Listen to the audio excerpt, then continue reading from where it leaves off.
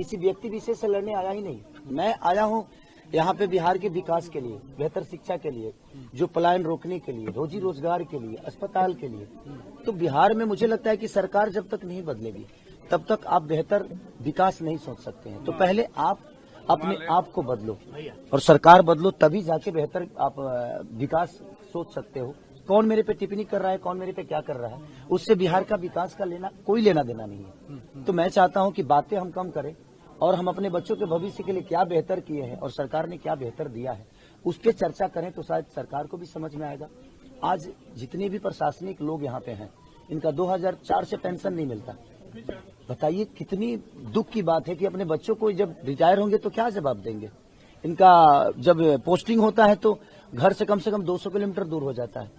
ये कम से कम 60 किलोमीटर के अंदर होती तो शायद ये अपने बच्चों से हर दिन मिल भी लेते और अब अपने बच्चों को बेहतर संस्कार भी दे पाते और शिक्षा भी दे पाते। मेरा आखिरी सवाल आपसे, कल एक नोटिस आपको मिली चुनाव मतदान के एक दिन पहले, ये नोटिस कोई बात नहीं, उस पर बात नहीं करूंगा क्योंकि मैंने खून पसीना से उस घर को बनाया है, दिनों रात मेहनत करके बनाया है, बहुत पैसे लगे हैं उस घर में। अब भगवान को मंजूर जो होगा वही होगा, क्योंकि बिना हरि कृपा तीर न डोले। उनके बिना कृपा के एक पत्ता तक नहीं हिलता है। तो खेसारी लाल यादव तो एक मामूली सा छोटा सा इंसान है और इस स्कूल में पढ़ा हूँ, मुझे खुशी हो रही है। आज इस स्कूल में मैं 8वीं तक पढ़ा हूँ।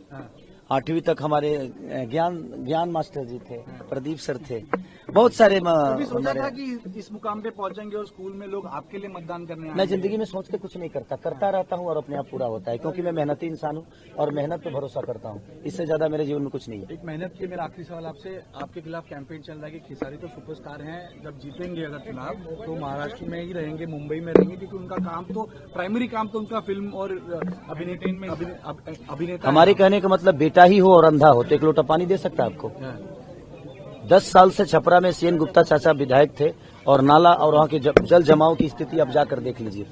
और बेटा हो और उसके पास आंख होना तो अमेरिका में रह के भी अपने माँ बाप का सेवा कर सकता है और उनका देखभाल कर सकता है। रहना विषय नहीं है सर, रोज दिखना। क्या खेसारी अगर रोज रहे और काम ही ना करे तो क्या फर्क पड़ता है। हमारा काम बोलता है और हम काम करके दुनिया को बताएंगे कि हम क्या हैं। हम ये नहीं कि हम रह के ऐसे ही बताइए। यहाँ पे तो बहुत सारे लोग हैं माँ बाप के साथ नहीं रखते हैं, वृद्धाश्रम भेज देते हैं, तो उस बेटे का क्या मतलब है। बात यह है कि जिसके लिए मैं आया हूं और जिसके लिए मुझे जनता चुनी है और चुन रही है, वो कितना बेहतर करता है ये मायने रखता है। रहने से कोई फायदा नहीं। काफी निगेटिव कैंपेन रहा चुनाव। छोड़िए ना सर, मेरे ऊपर कोई मतलब नहीं।